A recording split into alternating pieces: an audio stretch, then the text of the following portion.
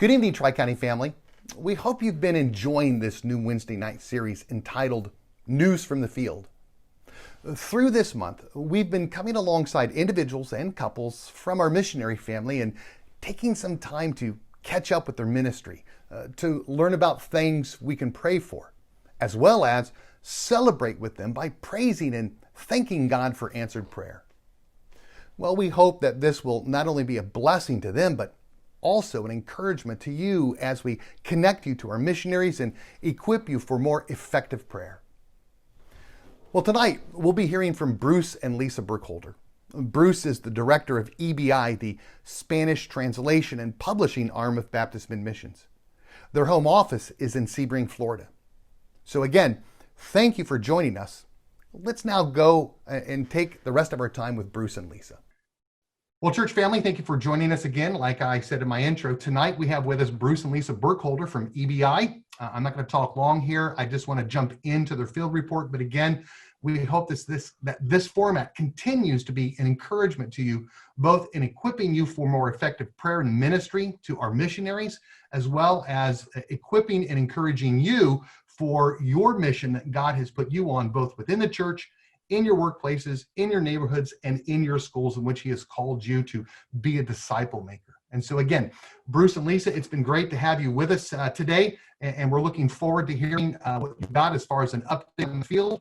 We know that in your last several prayer letters, you've been working through some health issues, so hearing how that's going with you, also how the impact of COVID has maybe changed a ministry, and not only that, has maybe changed even the ministry of the office per se. And so again, I'm going to quit talking, hand things over to you guys, because I know you both are partners in ministry and hear how God has been working. Well, thank you. Let us first of all greet you. It is our joy to be with you today. We want you to know how grateful we are for your faithful prayers and support. We count you as some of our most dear partners in ministry. We love you, and we pray that you folks are all doing well in the midst of these crazy days in which we are living. As Pastor has said, COVID has affected greatly our ministry, and perhaps I'll start there. Since March, the EBI office has been closed. Most of our staff are in one way or another immunocompromised. You know, I have serious heart problems and serious kidney problems. One of our staff members' wives just had a liver transplant, and one has cancer, and many of them are over 60 years old. So very early in the process, the middle of March, even before the virus was strong here in Florida, we decided to self-isolate, to begin working from home. Much of what we do is computer oriented, so we can do our work at home just like we do at the office. When we need to meet, we can gather together virtually, just like we're meeting with you today, and have our team meetings, our planner meeting, which is project management, and our administrative team meetings. We can meet together like this. And so we've been doing that for probably 4 months now, since the beginning of March.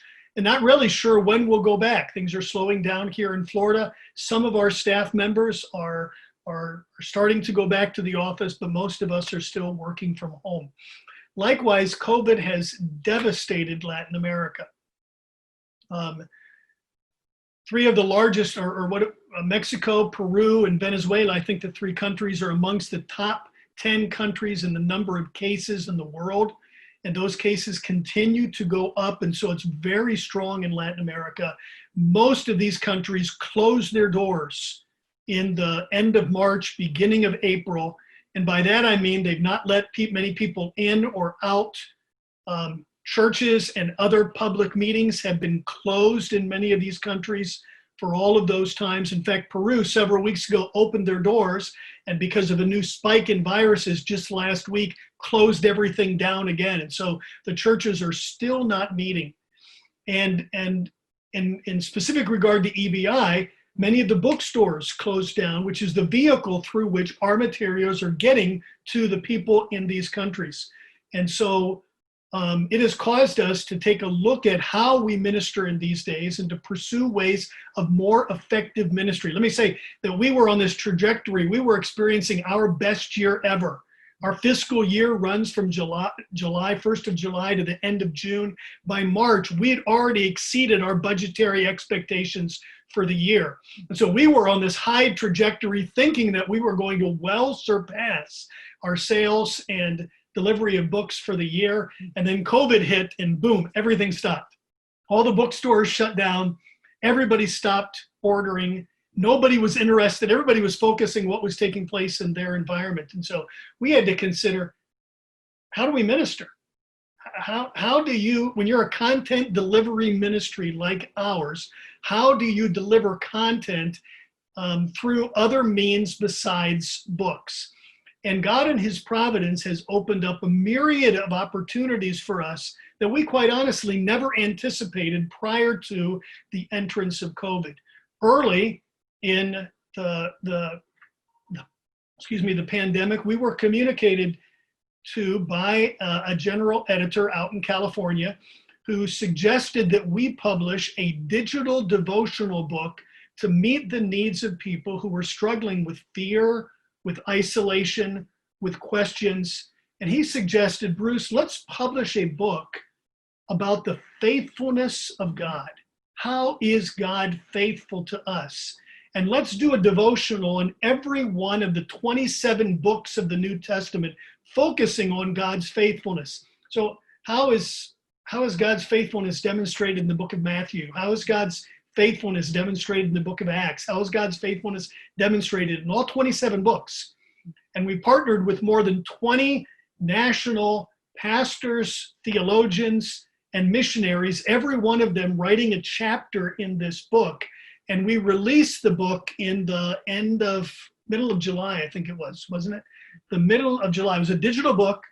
And we decided we're not going to charge for this book, and it's digital, so there was very little cost on our standpoint. We just wanted to serve the Hispanic community. And there were other similar books that were released, so we really had no idea how ours would be received. Well, the response was explosive.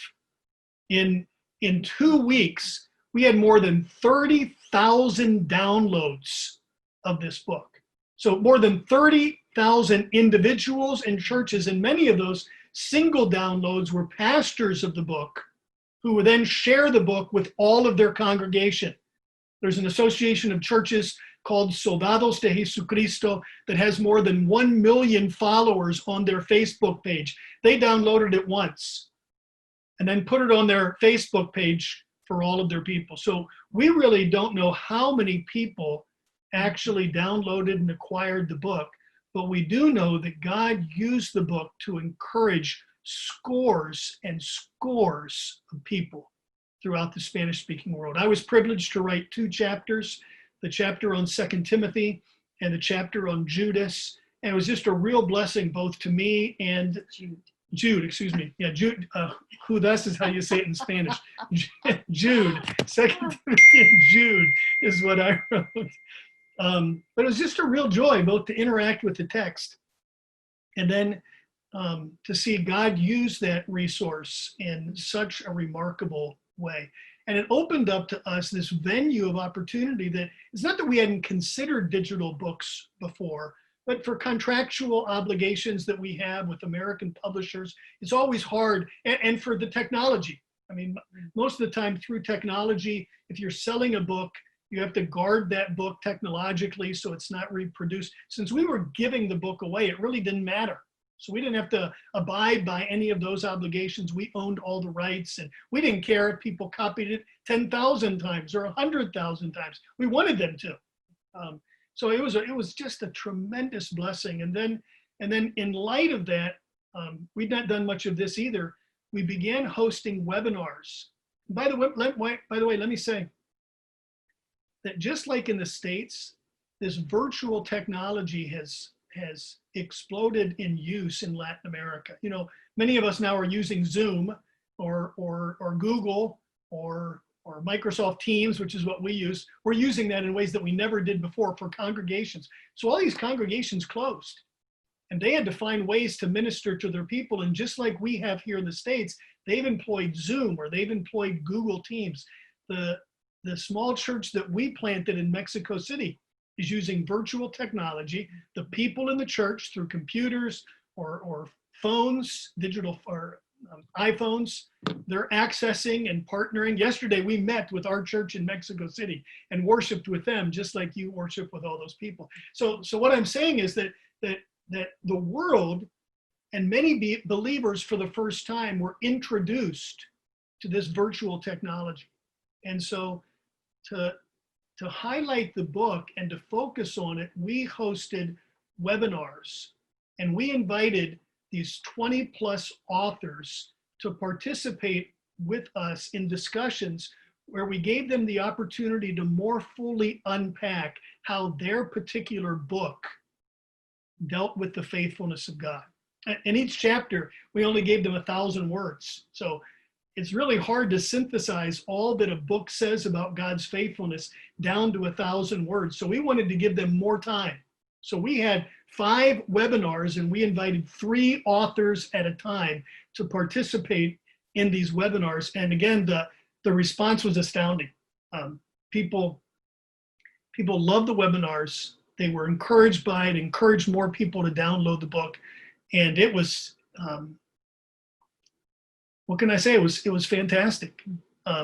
It went beyond our expectations, and God did something really surprising for us that we did not expect. And we probably wouldn't have gone down that path were it not for COVID. And we've already started work on the second Old Testament volume. We have more than 35 national authors, pastors, theologians, missionaries working on this book, which Lord willing will be released free digitally the beginning of January. And in fact, I have to write my chapter on Job this week. So that's on my agenda. I'm thinking about that even now as we talk. What am I going to say about that? So God's just really been gracious to us. And again, we're looking for ways to take content, digital content, directly to people. So we've had a blog for years that's on our website, and we periodically will update that blog, but we're pursuing that with even greater enthusiasm. In fact, just today I had a conversation with the president of the Biblical Counseling Coalition, and we're asking use of some of their articles that we can put on their blog. Likewise, we've had discussions with the Christian Counseling Educational Fund, CCEF, and we'll be using some of their articles and then using our articles also that we and some of the national pastors will write to deliver content directly to our people. So it's been really challenging. Like many of you, we've had to learn. Learning curve has been steep. We've had to learn many things, but it's been just a rich, deep time of ministry and enjoyment. That being said, we still have published some books. We stopped publishing books because of the slowness of income coming in, but we just published Heath Lambert's book, Theology of Biblical Counseling, which is one of the best books on biblical counseling that we've ever encountered. And that was just launched last week, and we're really excited about that book. We're about to publish the printed version of In Ticon Fiere, the New Testament discipleship materials that we release digitally.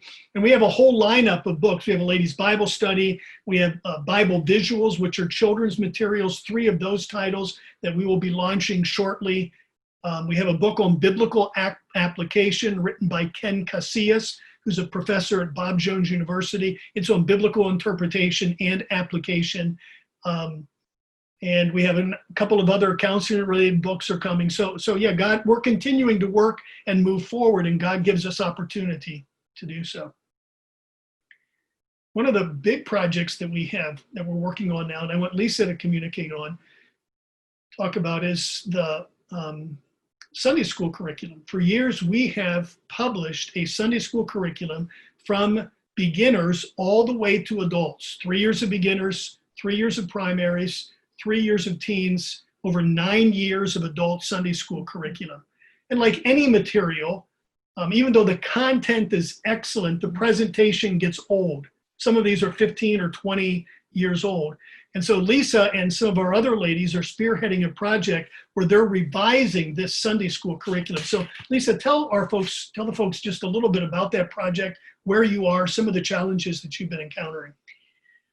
Yes, we are able, because of many of the platforms that allow people to work virtually. I'm able to join up with Cindy, who is on our staff but lives in Mexico City. And so we work during the day on editing. We can see each other and we can see the documents and work together.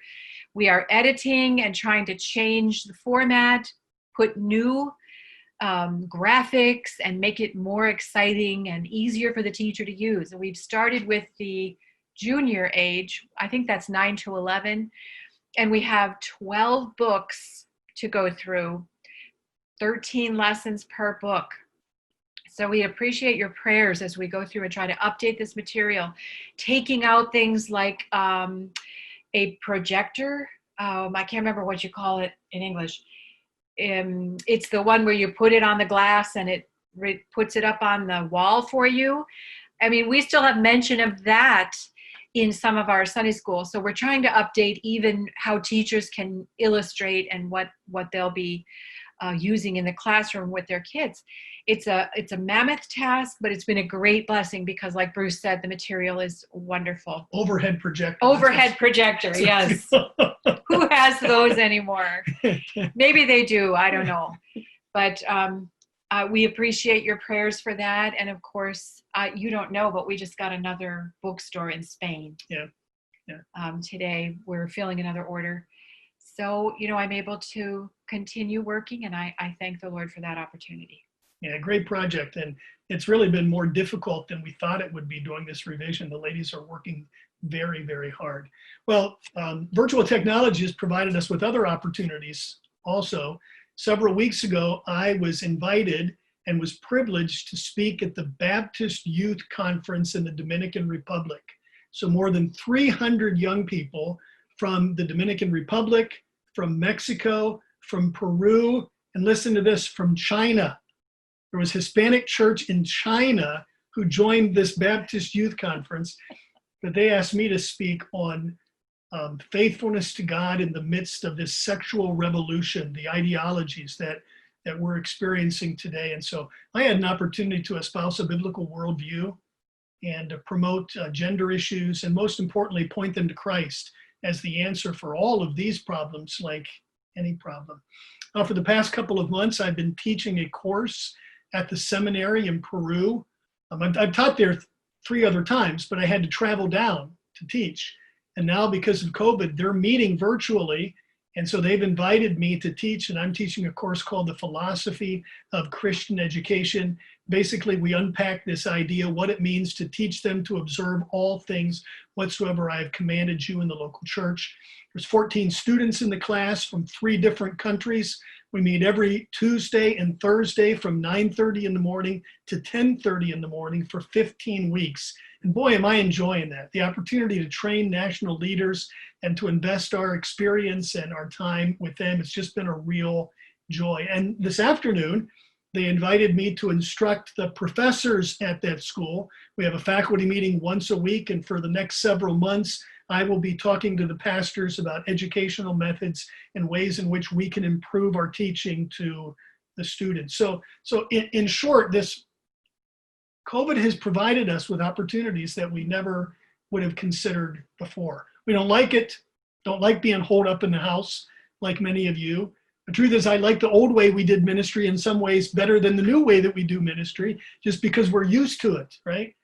But God's given us opportunity and grace to proceed down those paths, and we trust and ask your prayers that God would give us wisdom, that we would minister effectively, that our teaching, that the books that we produce will accomplish what God desires in the life of his people, that he would build his church in Latin America. That's what we're praying for. We are servants to the national church. We partner with them in ministry with the goal of helping them do what God wants them to do. And I've already shared with you the explosive growth in Latin America, more than 50 million believers in thousands of churches. And so, they're doing the job there. We want to come alongside of them and prepare them and equip them to do it even more effectively. So thank you for partnering with us. Your partnership allows us to actively work in this process. me take a minute to talk about our health. This has been a tough year for me. I have to admit, in January, I experienced additional heart problems. I had chest pain, which I experience periodically, as you know, and was hospitalized, and they found blockage in 2 of my arteries and placed 3 additional stents. That takes me up to 14. I got home 3 days later. I began experiencing extreme pain in my stomach and rushed back to the hospital and was diagnosed with pancreatitis, which for some reason happens every once in a while to people who have had a heart cath. Something that takes place in the heart cath can inflame the pancreas. And so I was in the hospital for a couple of days with pancreatitis, got home, and I was still experiencing pain in my chest. We went down to the Cleveland Clinic, which is a more sophisticated hospital down south of us in Weston, and was in the hospital for 2 days, and they found no heart problems. They said my heart was strong. There was no additional blockage.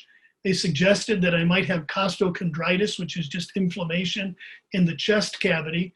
And over the last several months, that pain has spread to my neck, my shoulders, my lower back, my hips.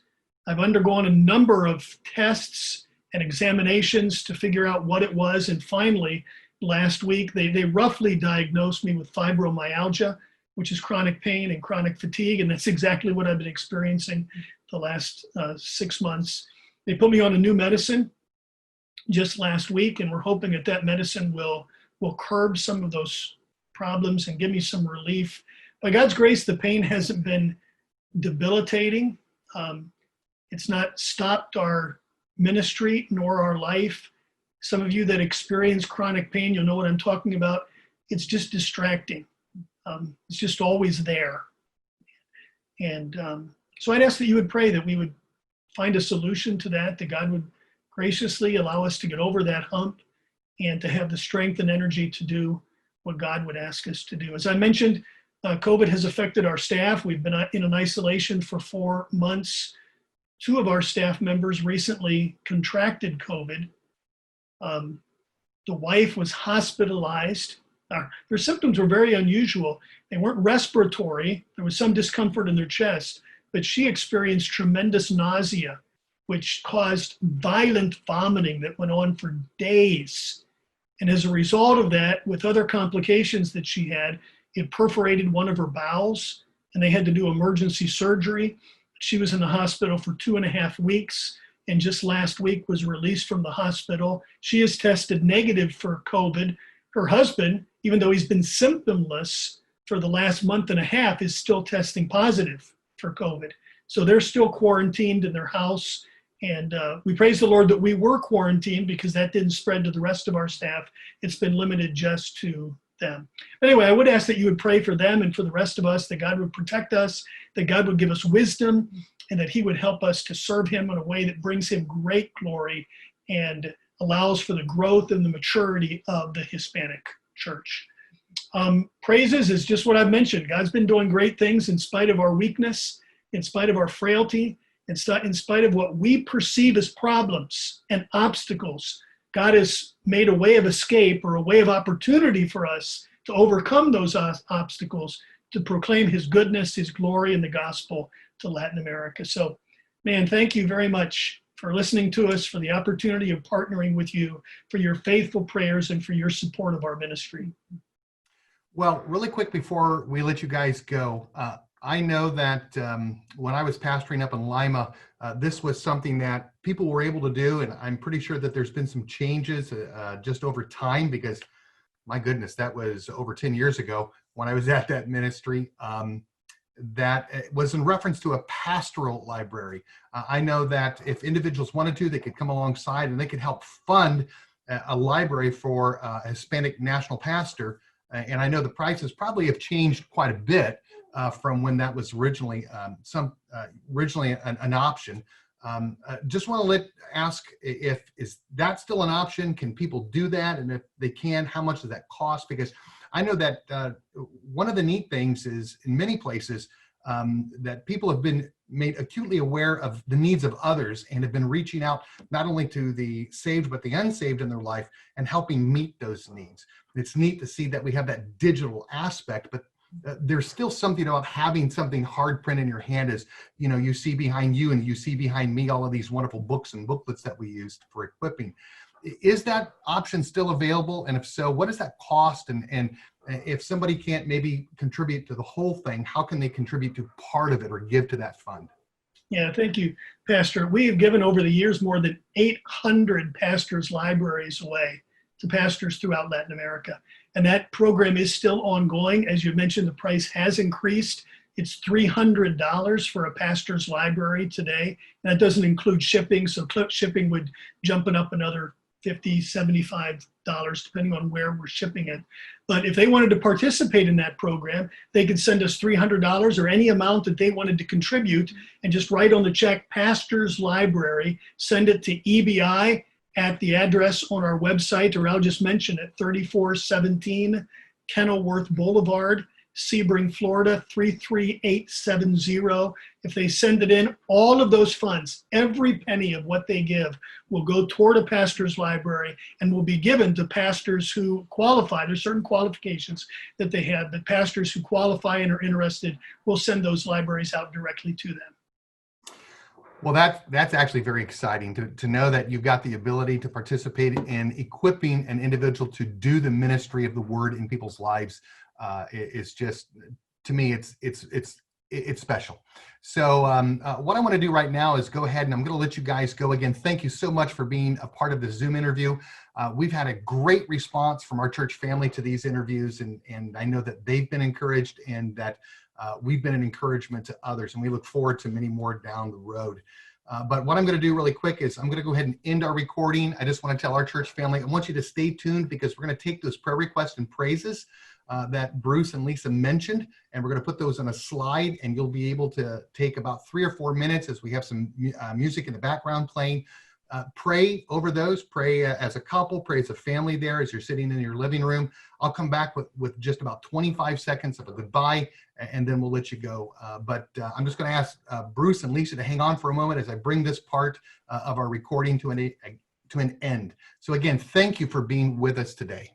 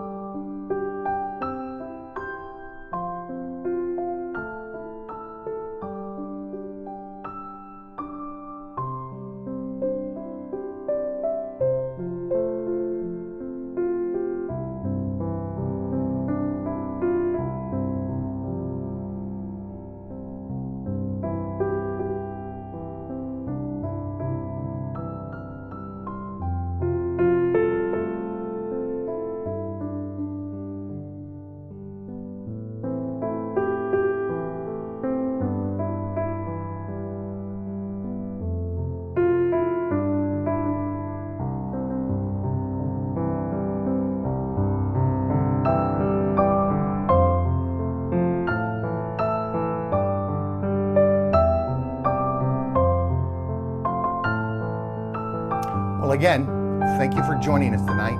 We hope it truly was a blessing to you. We'll look at continuing this format in the future, but for now, we hope you'll make our time together on Wednesday night a part of your weekly worship and ministry to others. So tonight, we hope you have a wonderful, wonderful evening.